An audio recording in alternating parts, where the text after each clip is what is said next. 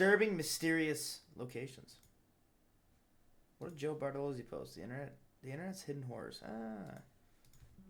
If you were to look at pretty much any map of the Gulf of Mexico drawn by Spanish explorers in the 16th and 17th centuries, you would find a small island lying off the north coast of the Yucatan Peninsula called Bermeja. Although the exact location of the island varied slightly depending on the map, it was a well-known fact that the island at least existed. Bermeja was first mentioned by Spanish cartographer Alonso de Santa Cruz in an official list of islands in the Gulf of Mexico, published in Madrid in 1539. Alonso de Chaves, another Spanish cartographer, once wrote that from a distance, Bermeja looked blondish or reddish, which is where the island's name came from. A couple of hundred years later, in the mid-1800s, French-Mexican cartographers published reports stating that the island of Bermeja had started to sink. Oh, Jesus. By the late 18th century, Bermeja was no longer featured in many maps of the area, and the last time it showed up on an official map was in the 1921 edition of the Geographic Atlas of the Mexican Republic. Gulf of America, baby! In the late 90s, the American and Mexican governments started negotiations to determine the boundaries for the exploitation rights of oil in the Gulf of Mexico. If the Mexican government could find the island of Bermeja, that would expand Mexico's oil drilling rights way further into the Gulf. Around that time, the Mexican government conducted 3 official investigations to find the island, armed with state-of-the-art ultrasound technology and all kinds of modern tools to locate it. Mysteriously, they couldn't find any trace of the island, and according to spokespeople from the Mexican Navy, it was as if the island had never even existed. A year after the Mexican Navy failed to find Bermeja, a Mexican senator named José Angel Cioncielo, who was one of the most fierce advocates for the expansion of Mexico's oil drilling territory and the island's existence, was killed in a car accident on a Mexican highway when a semi-truck slammed into the right side of the car. I have drove in Mexico, and I don't know shit. The roads are fucked.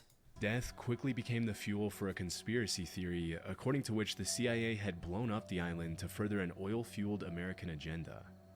Of course, this theory is a bit of a stretch, and some of the other more logical theories that surface regarding the poor bastards on that island just like much more watching it likely to sink. be true. And then you're like sitting on like one the possibility tip that of the researchers seem to fucking thing and favor just- is that the island sunk after an earthquake And then you're just or done, underwater landslide, which led to a further series of explorations in 2009 to see if the remains could be found at the bottom of the ocean.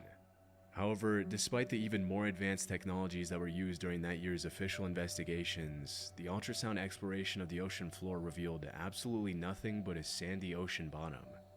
Speculation that the island had never existed once again started circulating online and in the news, leading many people to adopt it as the truth. After the failed explorations in 2009, how does that Julio even Zamora, happen? president Fuck, of that the would Mexican suck. Society of Geography, claimed that the existence of the island of Bermeja had probably been faked by early Spanish explorers to throw off other explorers and military rivals from other countries. This would make sense, as it was common practice to make slightly inaccurate maps back then for the sake of strategy. Another possible theory is that the island could have been drawn by one cartographer in the wrong location by mistake and replicated dozens of times over the centuries by other unaware cartographers. Still, some researchers think that due to the very precise descriptions of the island's physical appearance, Bermeja probably did exist, but in another location. Despite the abundance of theories regarding the mysterious island's location and existence, 15 years after the last exploration of the last known location of Bermeja, the truth is still a mystery and will probably remain that way forever. Overton Bridge. Built in 1895 in Dumbarton, Scotland, the Overton Bridge is a Gothic-style bridge overlooking a 50-foot ravine that leads up to Overton House, a 19th century manor in the Scottish lowlands. No, I ain't going in there. At first glance, Overton Bridge looks pretty much like any other bridge from the time, but there's one pretty dark detail that makes it different from any other structure in the area. For the past 80 years, hundreds of dogs have been jumping off the bridge and down to the ravine to their deaths. I've heard about no this. apparent reason. I've heard about this bridge. Sometimes the dogs survive the fall and are left with debilitating injuries. And according to some reports, there have even been instances where dogs allegedly jumped off the bridge, survived, ran up the slope, and then jumped off once again to their deaths. I've heard about this. Depending on the source, you'll find reports stating that the amount of dogs that have jumped off the bridge is either lower than 100 or in the high 100s. But regardless of the exact number, it's a fact that a lot of dogs have died at this bridge for some mysterious reason. As you can imagine, these incidents at Overton Bridge have fueled all kinds of outlandish theories, including suggestions that the bridge is haunted. According to Celtic pagan beliefs, I'll the take my bridge is dogs there on a located leash at and see if they're thin gonna place, fucking- which is a place that lies at the supposed jump. union between heaven and earth. Some locals have also favored more supernatural theories, with many people blaming the dog's death on the White Lady of Overton, the alleged God. ghost of the widow from Overton House. Jesus. Another popular theory among the locals is that the dogs are being affected by negative residual energy from a tragic event that took place in 1994, in which a 32-year-old father threw his baby off the bridge, claiming that his child was the Antichrist. Following the tragic murder, the father was declared insane and locked up in a psych ward. Yeah, no shit. But even with all the more outlandish Like, theories that have gained traction in fucked that recent guy? years, some Who fucked researchers that have come guy? up with more plausible Genuinely, explanations who for the fucked that mysterious guy? incidents at Overton Bridge. In 2006, animal behaviorist David Sands investigated the bridge and suggested that the dogs are probably detecting the presence of wild animals below the bridge with their keen sense of smell, which makes them chase after the smell and inadvertently jumping to their deaths. This would make sense, as according to official statistics in the area, minks began breeding in large numbers in the 50s in Scotland, and most long-nosed dogs seem to favor the smell of mink over any other small animal, including squirrels. From my research, most of the dogs that have died at the bridge are long-nosed breeds. Also, because the bridge has tapered edges, from the dog's point of view, the edge looks more like a flat plane, safe for running and chasing after small animals. So, while there will probably continue to be speculation about paranormal activity, I on would Overton say it's Bridge probably for many years that. to come, it's much more likely that the dogs aren't intentionally taking their lives and are simply falling to their deaths on accident while chasing the odors from other animals. I would say it's probably that, but we'll go with the latter. Fuck it. Abandoned viaduct Petrobras. What the fuck? In the 1950s, the Brazilian government began a project to build BR-101, Brazil's longest highway spanning almost 3,000 miles. In the 1960s, Wow, this place construction actually looks began like a on first world segment of country. highway called the Viaduct Petrobras. Salutations, The President. Brazilian jungle to connect Rio de Janeiro and Santos, How are Sao you? Paulo. 16 years after construction started, the segment of highway that crossed the jungle was due to be connected to an already existing part of the highway to finish the project. However, due to Brazil's economic crisis, plans changed at the very last minute, and instead of connecting the viaduct to the existing road, the highway was linked to a different coastal route. As a result, the viaduct Petrobras was left abandoned in the middle of the jungle. I'm great. And to this day, the Brazilian I'm great, government Shakespeare. has done nothing to remove it or reuse its parts. Yeah, why would you? Standing It's over fucking 130 feet tall and almost Still. 1,000 feet long, the structure features fully built tunnels, retaining walls, and a gigantic concrete foundation. Well, yeah, no which shit. has slowly been swallowed by the jungle as the years have gone by. To an outsider, the viaduct Petrobras looks like it was taken out of the city and dropped in the middle of nowhere in the South American jungle for no reason, giving off Why? So they just built a bridge. And then they just fucking were like, we're gonna build a bridge first before we do anything. Like usually, like when you're building shit, you get to a point and they're like, hey, we're gonna build this, and then we're gonna keep building. You don't just start that right there. Like that's like starting on page 8 of the Lego book and then just going back to 1. Like that just makes no fucking sense. Why are people so fucking stupid? an admittedly eerie atmosphere.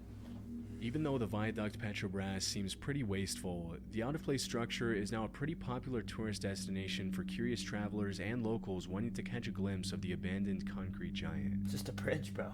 Just go for a drive. It's just a Kola bridge. Super Deep Borehole. What the fuck? In the 1960s, the Soviet Union and the US were locked in a battle to develop superior space exploration technologies, often referred to as the space race. But what many people don't know is that the two countries were also competing to drill as close as possible to the center of the Earth. As is often the case, the motivation behind the drilling was mostly to find oil and valuable minerals. But from what I found, developing machines that can get close This to is the 6 most disturbing, mysterious locations. One thing I've found about most of these videos is their fucking cap. Because a bridge in the middle of fucking Brazil is not that mysterious. But some of them are insane. Some of them are fucking the crazy. center of the So Earth just would bear also with help it. understand the causes of earthquakes and volcanic eruptions at a much deeper level. In 1958, the US government launched Project Mohawk to collect a sample from Earth's mantle by drilling to the bottom of the ocean off Guadalupe Island in Mexico. Okay. Over the next 8 years, they drilled over 600 feet into the seabed. But in 1966, the House of Representatives had to discontinue I agree. the project because it was President, thank getting you for the too follow. I expensive. appreciate you, dog. 4 years later, in 1970, it was the Soviet Union's turn, and they drilled their hole close to the Barents Sea just outside the Norwegian border in a city known as Murmansk, Russia. At the time, the Soviets' goal was to drill as far down as possible, which researchers hoped would be a little over 9 miles. Unlike the US, the What's the Soviets point? were a little more successful with their attempt and managed to drill way deeper into the Earth's crust, which resulted in the creation of the Kola Super Deep Borehole, also known as the world's deepest man-made hole. With a total depth of over 40,000 feet, or around 7.5 miles, the Kola Super Deep Borehole is deeper than the Mariana Trench, Oh, and wow. its depth surpasses the height of Mount Everest. Wow. As the project What'd they progressed, find? A the bunch of scientists dirt? realized the temperature was much higher than expected at every point below 10,000 feet, and at around 7.5 miles below the surface, the drill reported a temperature of almost 360 Fahrenheit. Wow. This was way higher than the 212 degrees Fahrenheit the scientists had predicted at that depth. So even though the Soviets had broken a record with the Kola borehole, they too had to discontinue the project in 1992 due to increasing rock densities and crazy high temperatures. And Yeah. in 2005, the drill was shut down and the hole was sealed for good. However, that wasn't the end of the story, and there's a slightly more disturbing reason why people remember the Kola Super Deep Borehole.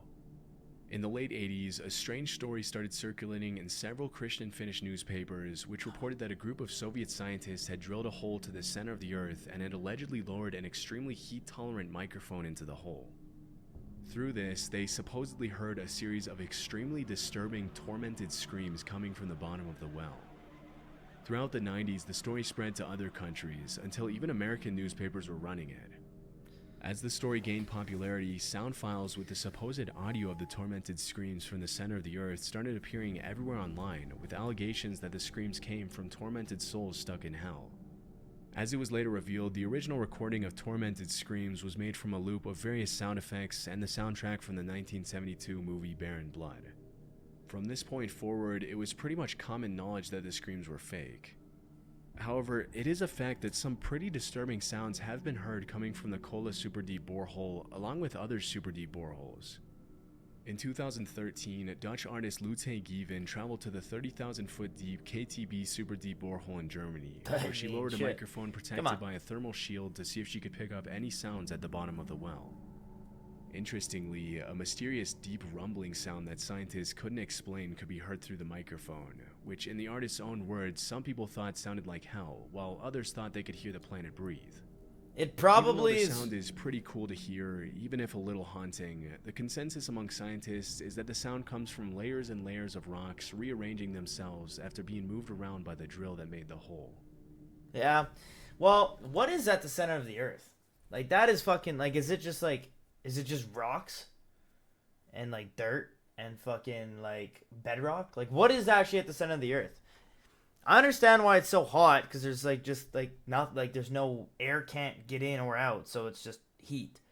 But, what the fuck is at the center of the Earth? They're like little goblins or some shit? Platon. Yeah, probably. Yeah, you're right. I mean, the void from Minecraft.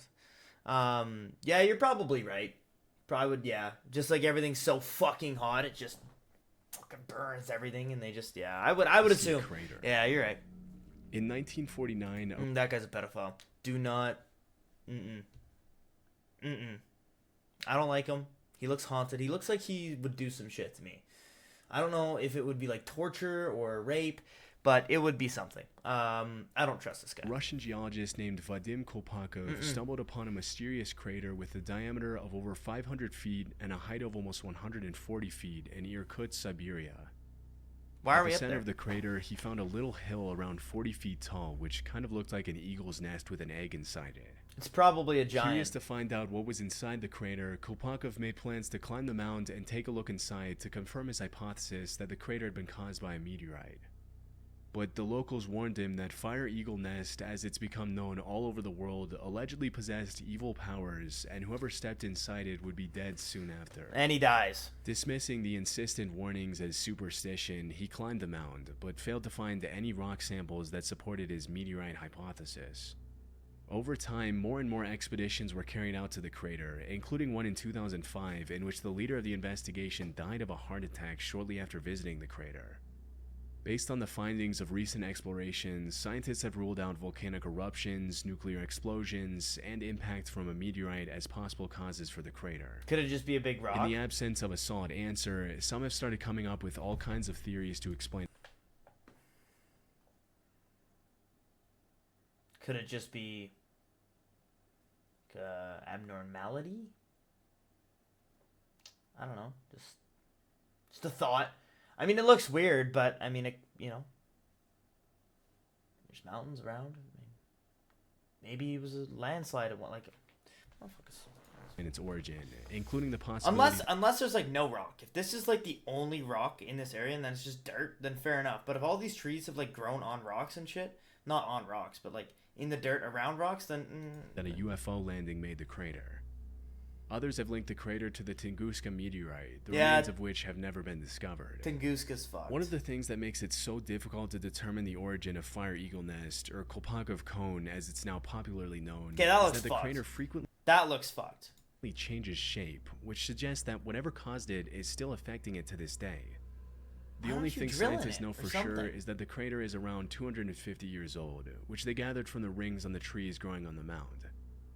Strangely, it's been scientifically proven that the trees closer to the crater grow much faster than normal, which is similar to what happened in the forests around Chernobyl after the nuclear disaster. Really? The lack of solid explanations, coupled with the weird tree phenomenon, has been fuel to the fire of outlandish conspiracy theories about underground nuclear plants and nuclear-powered UFOs buried beneath the crater. Or you could just dig into it. Scientists still haven't determined what caused Kolpakov Cone to appear, and no asteroid fragments or metal parts have been found in the crater to support some of the theories. I would say it could possibly be paranormal. Paranormal as in like ghosts and shit, but perhaps just radioactive. I don't know. Like, I literally have no idea, so it's like kind of hard. But like, I mean, obviously something probably happened there, but I don't know. These people have. You know what it looks like? It looks like this. It looks like Frank Slide. Frank Slide is like an hour and a half from my house. Looks like this. Looks like Frank Slide. Looks like this. Looks like a landslide. So there's like a town here. So there's a road that goes right through here. And this all was a town. Like, this was this town. And this was the mountain. And it fucking all came down and killed, like, thousands of people. That's what it looks like, kind of, sort of. It's crazy. You drive through there, and there's, like, semi-truck size rocks. It's fucking crazy. As of today, the most logical explanation is that the mound could have been caused by the underground release of hydrogen fluids and heat from a nearby gas volcano. This could have caused changes in the size of tree rings, which would explain why scientists thought they were growing at an abnormal rate. Still, despite the more convincing explanations that have surfaced over the years, the origin of Kolpakov Cone will probably remain a mystery for many years to come. Or you could just drill down. Just think, use your brain. Villa Epicune. In the 1920s, a small tourist village about 400 miles from Buenos Aires, Argentina, called Villa Epicune was built along the shore of Lago Epicune, a salt lake touted for the health benefits and therapeutic effects of its mineral waters, which were said to be beneficial for rheumatic conditions. Okay. Quickly turning into a weekend getaway for Argentina's upper class, the town soon had a functional railroad station and a population of about 1,500 with a capacity to accommodate around 5,000 additional visitors at its peak in the 70s. Fuck yeah! Due to its popularity as a weekend getaway for Argentine city dwellers, a lot of money was poured into Villa Epicune to expand its accommodations and make it as comfortable as possible for visitors. Fuck yeah! However, it seemed not a lot of resources or attention was dedicated to the containment dam that separated the lake from the town. Unfortunately, on November 10, 1985, the containment dam broke during a storm and a series of unusual strong winds. For 2 weeks, the water rose at a rate of half an inch per hour, until eventually the containment dam was completely destroyed by the water, after which all the locals had to abandon their homes and businesses and leave behind Villa Epicune. Over the following days, the flood drowned the town over 30 feet underwater. Oh my god. And it wasn't until 25 years later in 2009 that the waters began to recede and now show the eerie remains of the town. Jesus. Which now looks like something out of a dystopian movie. That From is above, fucked. you can see the original layout of the streets of Villa Epicune, along with its many businesses and the house it's fully 1,500 people called home. Wow, it's like fully... With its overgrown trees, rusty post-apocalyptic appearance, and ghost town vibes, Villa Epicune now draws in tourists and photographers from all over the world who want to get a glimpse of the ruins of the once bustling getaway town. That's fucking shit. Due to the high levels of salt in the water that once flooded the town, most of the buildings in Villa Epicune are covered with a thin white residue, giving the town an even more creepy appearance. One of the more interesting facts about Villa Epicune is that even after it was completely destroyed by the water and flooded for more than 25 years, as soon as the water receded in 2009, one of the locals, then 81-year-old Pablo Novak, decided to come back home and live out the rest of his days in Villa Epicune. Out of the original 1,500 residents of the town, Pablo was the only one who came back. What a nut job. As the lone inhabitant of Villa Epicune, Novak was officially named a cultural ambassador of the town in 2020. But Is he the mayor unfortunately, too? in January 2024, Pablo Novak passed away at the age of 93, leaving the town once again completely abandoned. What a nut job.